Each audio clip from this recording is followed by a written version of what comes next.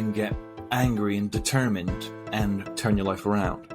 And I suppose with everything that I was having to endure, I suppose pulling myself back from the brink, the suicidal, depressed, oh God, what an awful, pulling myself back from there. Because of all these things that happened to me, you go, okay, that's interesting. It hurts, it's upsetting, but what do I learn from it? So make sure you extract the lesson. That's how you navigate any difficult situation. You've already been through something that has taught you the skills you need to get through it.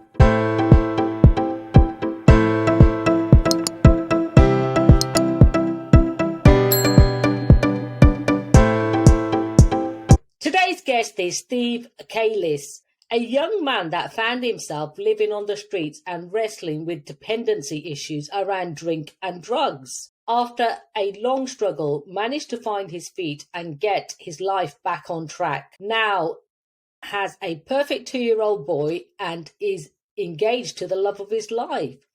Steve hosts the popular Steve Calis Show, a podcast that highlights some of the most incredible and unique human stories imaginable. He is the owner of production company Calis Media and leader of initiatives aimed at improving his hometown. Welcome, Steve.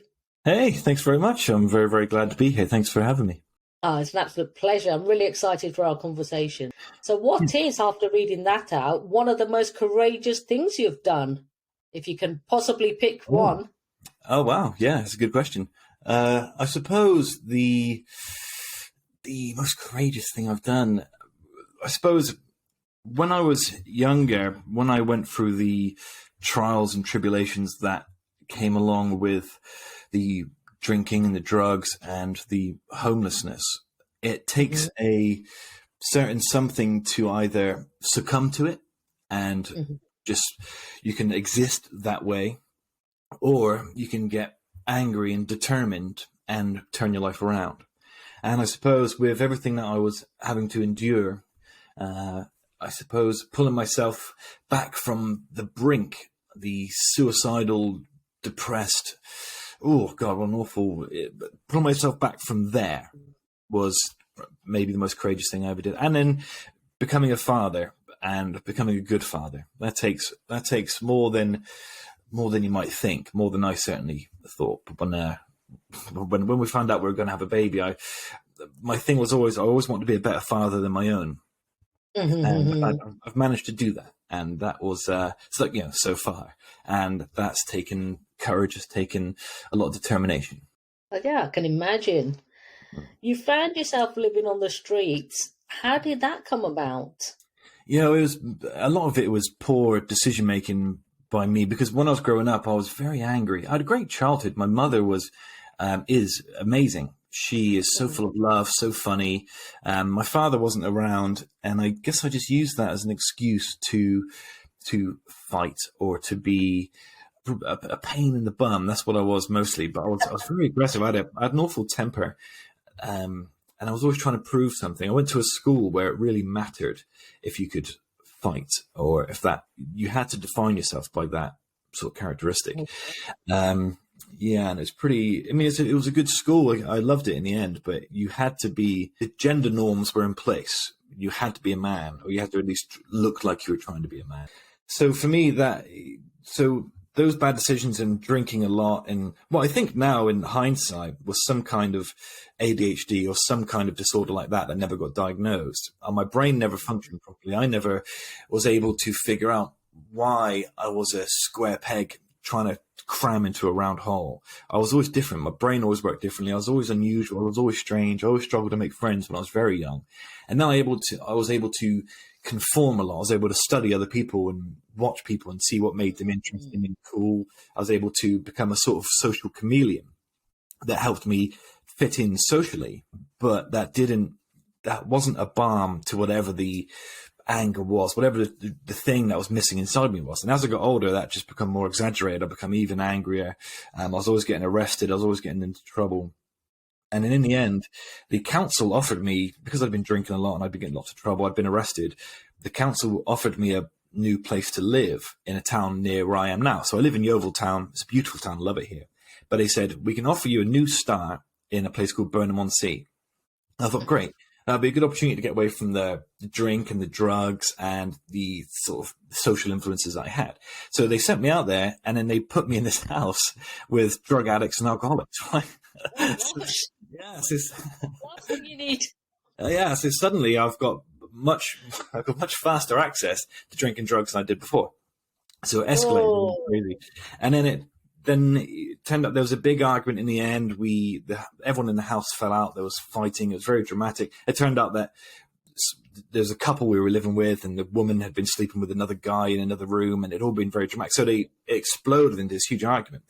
And I was on a lot of drugs at the time, and I decided just to leave. I packed my backpack, and I left, and I fled from my hometown.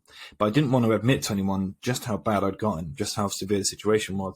So luckily, with my tent and my backpack, because I've been doing a lot of sort of traveling and hitchhiking, I went to Nine Springs, which is the local woods around here, the big country park, and that's where I set up camp, and that's where I lived for on and off for about a year. So camping in my tent. I mean, I've managed to walk around, but I didn't want to be seen by friends and family, so I seconded myself in the woods. And it was bleak. I remember having to, at night, come out and scrape through the bins to try and get some food. And it was dark days. And all those things that you can clock out. I mean, the thought of suicide at that point wasn't a scary thing. It seemed like a natural, I'm cold. It was snowing in January. I'm exhausted. Perhaps, would anyone even notice, really? I got lovely friends and family, but they don't know what I'm going through. They still think I'm going to college in Bridgewater and Burnham-on-Sea.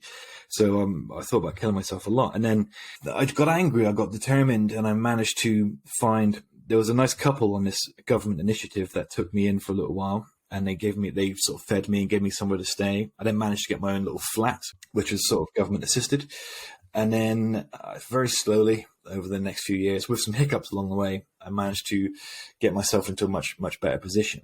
But then it got so that I was fine for 7 or 8 years. But 4 years ago, things got dark again. And that was perhaps one of the lowest points of my life. Tell me a bit about that, because from going in a way from bad to worse. Yeah. So it looked like for a little while I'd sort of got myself together, and then I was in a relation. I managed to get a job at McDonald's, and I got into a relationship with a lovely woman called Michelle.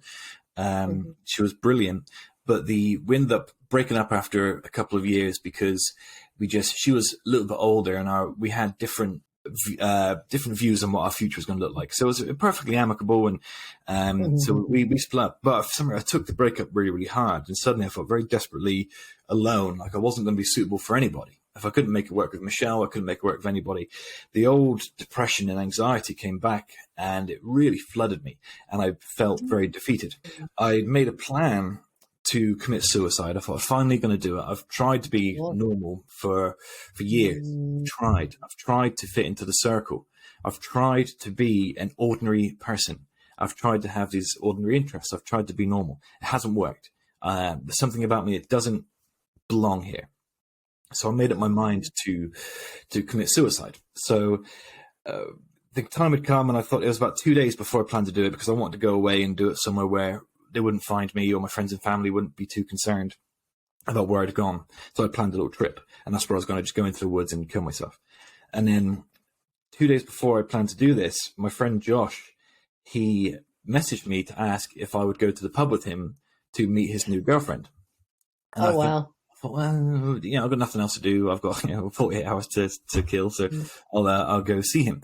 So I did, and I met him and his lovely girlfriend at the time, and she had brought with her her best friend, and her best friend was called Misha. Now, Misha we got along straight away.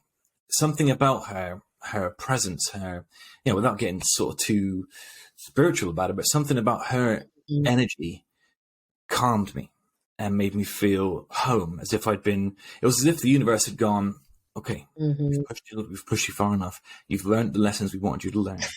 Here she is. She's here. Yeah.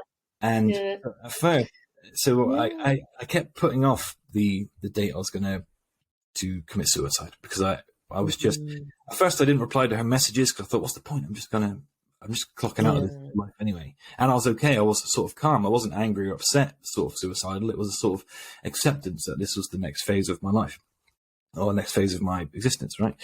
But then I replied to her messages. We started talking a little bit more, and then we fell in love. And she is I always say, if I could make someone in a computer, if you could design the perfect partner in a computer, she was what would come out. Oh, wow. She was like a gift. It was like the universe was forgiving me for the things I'd done in my past, the violence and the drugs and there she was.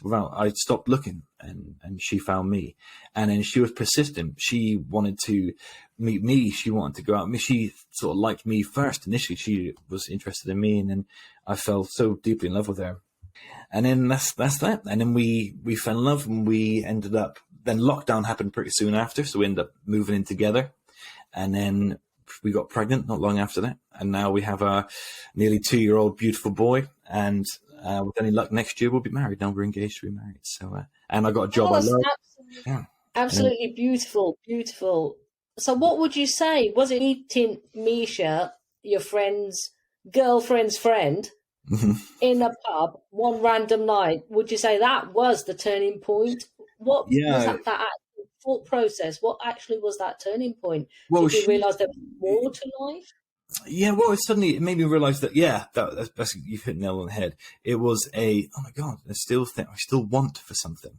I still have these needs. I still enjoy closeness and affection. I still want to laugh, and she reminded me of why I wanted to live. And she reminded me of everything I had so loved about being alive, years before. And then because she is so kind, and she's so pure, she's such a pure being, that she is a daily reminder of the very lovely, lovely things that being a human is, and what it can do. So it's very important, I find, if I speak to young people in relationships, I always tell them that you have to be your own person. You can't be dependent on the other person. You should be two wholes coming together, right? Not two halves trying to make a whole. So when I met Misha, she invigorated me. She made me just feel more passionate about all the things I used to love, podcasting and acting and singing and all of these things that I used to have a great talent for that I just sort of disposed of. So I got back into that. I got my hobbies back. I rekindled old friendships. I was closer with these people that I'd previously been close with that I hadn't spoken to for a long time. I woke up, and something about her was the catalyst for that. That's brilliant. Absolutely brilliant. And I, for one, am still glad you are here. So well done in finding that turning point. And there is so much help out there now. It's not like before, but I think people still do feel alone. So please, everyone listening, if you do feel alone, reach out, get the help you need. There is so many helplines out there. And listen to your friends. If they say, let's do something, actually go along. It might just change your life. Yeah, there, in my experience, there are fundamental things that can help, right? Because there's times where I've been depressed, where in hindsight I've gone, well, of course I was depressed. I wasn't seeing anybody. I was never going out in daylight. I wasn't eating well. I was eating too much sugar, too much salt, and the place I lived was rubbish, and everything was bad. And of course I was depressed. Everything, wasn't helping myself. So there's times where for me, it was a chemical thing. I couldn't help it. My brain was letting me down. And other times it was an environmental factor where actually, if I just had got determined a little bit earlier, I could have combated it. Spend a little bit more time in nature, eat a little bit better, do something social, do the things that evolutionarily are key to us in our development. And I find nowadays, because I still get it, I still get depressed, I still get the same old feelings, but I've got a mattress of love and support there, and a lot to live for. So I don't let it get me too down. I just go, okay, let's slow everything down. I'll scrap my plans for the day, and I'll stick to a regimen of go for a walk with my son. We love that. Go feed the ducks, have a healthy breakfast, do, stuff like that, stuff that helps prop your mental health up, and do things that help you to small goals. I mean, this is a cliche, but the small goals really help. So go in, make your bed, go and wash up, hoover, get your house right, get your room right, wherever you're abiding.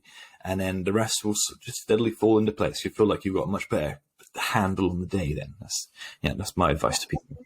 Definitely. And that was one of my questions. How did your mental health affect you? And you've just answered that. So that's fantastic.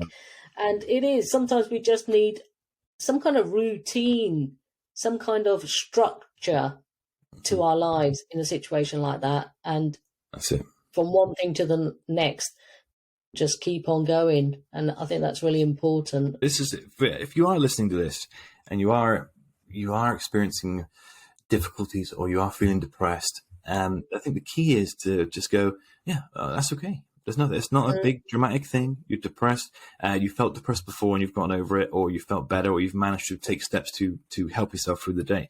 So just do it again today. And just remember, this is a temporary version of yourself.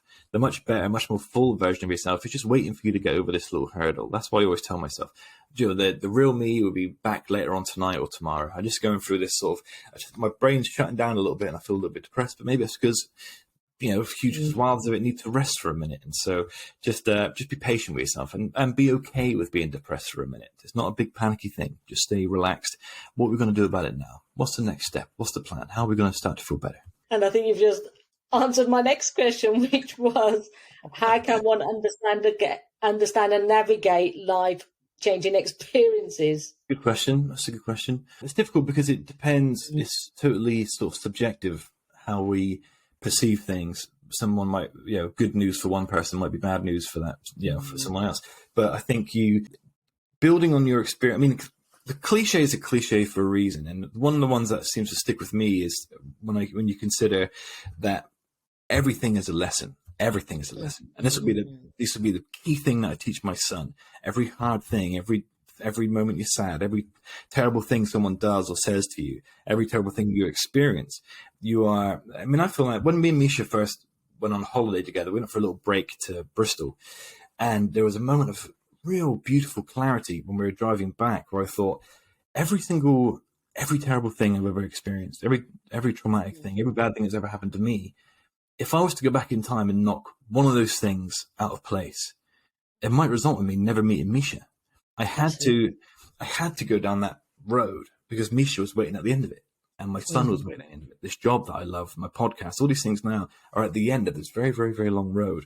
And now I'm a much better fiance because of these terrible things I've experienced, because of the shit relationships or the bad relationships, because of the terrible relationships, I'm able to help us steer through turbulent times.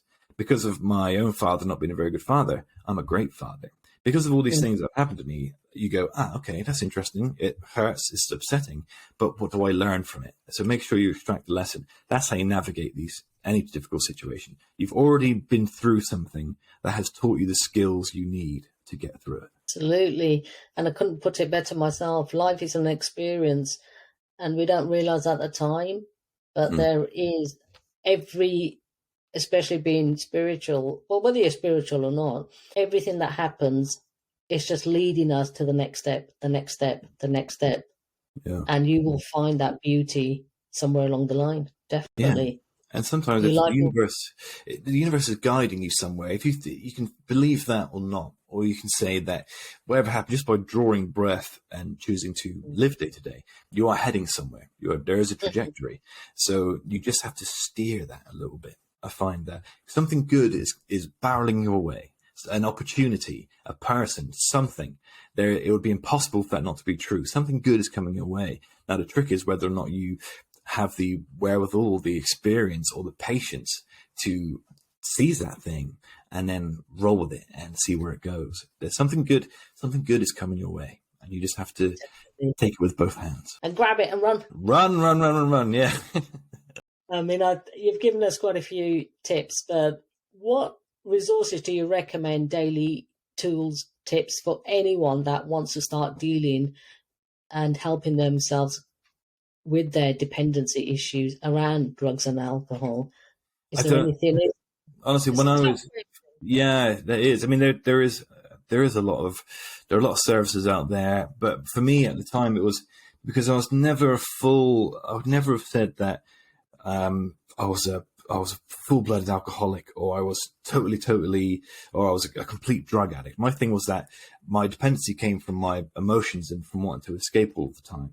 So I had to change the initial, what my reality was day to day. So I didn't feel like running from it all the time. Right. But there are people there there are people out there who have it much worse than I. They are fully drug addicted. It's a chemical addiction. They have, they're alcoholics, and they feel like there's no way out. And I wouldn't know where to begin, because you start with yourself. Maybe you start by fixing the things that you're trying to hide from, or trying to fix whatever the initial trauma was. Counseling. There's innumerable services online that I've found. There's great numbers you can call with a quick Google search. Like, there's mental health charities that are amazing. Sometimes if you're working somewhere, often your employer will have these sort of mental health services, and that are free to you. So a lot of that's sort of like a secret life hack sometimes. Is I found a job that I've got. They have this contract with these counselors where we get free counseling if we need to, because the job pays for it. So to see if there's anything like that. But I mean, often for me, the trick was to fix what I was running from. So maybe that'll work for you. If not, then I totally understand. And so the trick would be to reach out and ask. Just start asking. Google's an amazing resource, and see what's on there. British charities, a lot of money's been poured into mental health charities now. It's much better than when I was at my absolute rock bottom. There wasn't very much. We were very, very underfunded, which I still think we are underfunded. But at that time, it was much worse. I remember ringing a number and saying, I'm considering suicide. Everything's terrible. And I was being very honest. And he said, well, we can get you in 6 to 8 weeks. I thought, Christ, I'm dead, or I'm feeling better. You know what I mean? By then. So it's just, those resources at that time just weren't there, but they are they're much better now from what I can see. Definitely. There is so much help out there. Reach out, talk to someone, get the help you need. Definitely. Yeah. I'm excited to ask you about your podcast. You are the host of the popular Steve Calis show. Tell me more about that. Yeah, it's one of the best things I've ever done outside of my personal life when it comes to creativity and my outlets for my creativity. The Steve Calis show, we've had some of the most extraordinary conversations. So basically, it's just me wanting to learn. So I want to hear people's stories, and I reach out and get people to tell me their stories. And it's always extraordinary stuff. So you never know what you're going to get. So some days we will talk to someone, like we spoke to a guy called Russ, who had been abducted by aliens 60 times. Oh, wow. So, yes, one episode we'll talk to someone like Russ Kellett, who's been abducted by aliens 60 times, and he says that he fought in an intergalactic war as a super soldier, right? And it's a really interesting story.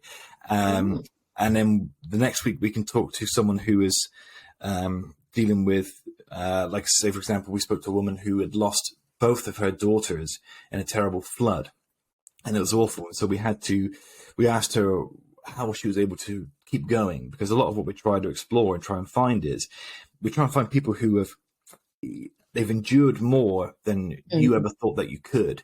The people we've spoken to sometimes have survived things that would have killed me, emotionally, spiritually. They, often it's trauma, or often it's grief. We spoke to someone like Jessica Harrington, who is the author of The Girl in the Pink Shoes, which is an extraordinary book. She's an amazing woman who survived years and years of child abuse at the hands of her stepfather. The Steve Calis show is an extraordinary journey through sometimes the most extreme human stories, where it comes to trauma and loss and grief. And then the other side, sometimes it's supernatural or it's exciting. And like our very last guest was a man who claims that he had been in email contact with Damu, the Sumerian god.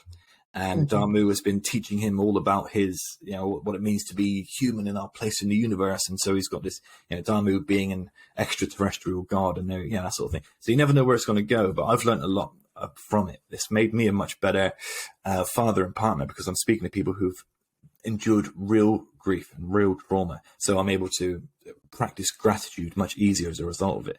And I do the show with my co-host and my close friend, Kevin. So we try and have fun. We try and produce it with love. Like, we try and make sure that when you're listening to it, you feel like you're listening to your friends, and you feel like you're escaping for an hour with people who care about you. That's what we really hope to achieve. Yeah, that's fantastic. And, I'll have to listen definitely to more of your podcast episodes. It's definitely close to my heart too. Absolutely. I want to just throw you a compliment on your own podcast for a minute, because the stuff that you're doing is excellent too. I've been trawling through your YouTube for the past couple of days, and there's some extraordinary stories on there too. So if you're listening to this and you haven't been on the YouTube already, then make sure you do, because Anita's doing some great stuff. Thank you, Steve. Appreciate that. Where can the listeners find you online, your podcast? Yeah, well, we're pretty much everywhere now. Thanks to our reach, we're able to get on, and our podcast provider, we're on things like Spotify and Apple Podcasts, but pretty much everywhere that you'll find podcasts. Or if you go to Calis Media, CALIS media.com, you'll find every podcast. We've produced sort of 4 or 5 podcasts at this point, different shows, different for different audiences, and we do a lot of sort of community work, and that's all on there in one place. So yeah, calismedia.com, or just go to Spotify or Apple Podcasts and look for the Steve Calis Show. And tell me about your Facebook group. You have a Facebook group too? Oh, so on Facebook, so my company is called Calis Media. So that's how you find us on Facebook, is by looking for Calis Media. And what we do essentially is, so we're a podcast production company. So that's where we produce the Steve Calis Show, a show called Guttermouth, a show called Better Than Yesterday, which is a mental health podcast where we speak to actual professionals and get them to host for a season and give us lectures or lessons for a number of episodes. So we've got loads of those on there. So, and with Calis Media, what we also do is do local events. So we put on our town. So I live in Yeovil Town, and we hosted Yeovil Town's first ever Pride of Yeovil Awards, where we got the town to nominate people in the community who they think are worthy of some special attention and awards. So we had 6 people coming up. We gave 6 people awards for being, it's normal. It's not businesses. It's normal people being great fathers, for being there for people during COVID, for, outstanding members of the community. We threw them a party. We had a couple of bands. We gave them awards as a popular award ceremony. So we do that every year, and we're building that out. So we will be the town's biggest provider of local events aimed at making people of Yeovil and people outside of Yeovil see what a great town this is and how great the people are. That's absolutely fantastic. Thank you for sharing your courageous journey with us today. And by doing so, you have helped so many others. Steve Calis. Hey, thank you very much. Thank you very much for having me. It's been an honor. My absolute pleasure. I'm very grateful to be here. Because we are Create the Courage to Be Fearless podcast. So what is your definition of courage? Ooh, my definition of courage is doing the thing, doing whatever the thing is, climbing whatever the mountain is, despite how afraid of it you might be. So it's doing it anyway. You're scared, you're petrified, you're frozen, you're dreading it, or you're feeling apathy about it, but you do the thing anyway. So it's action in the face of adversity.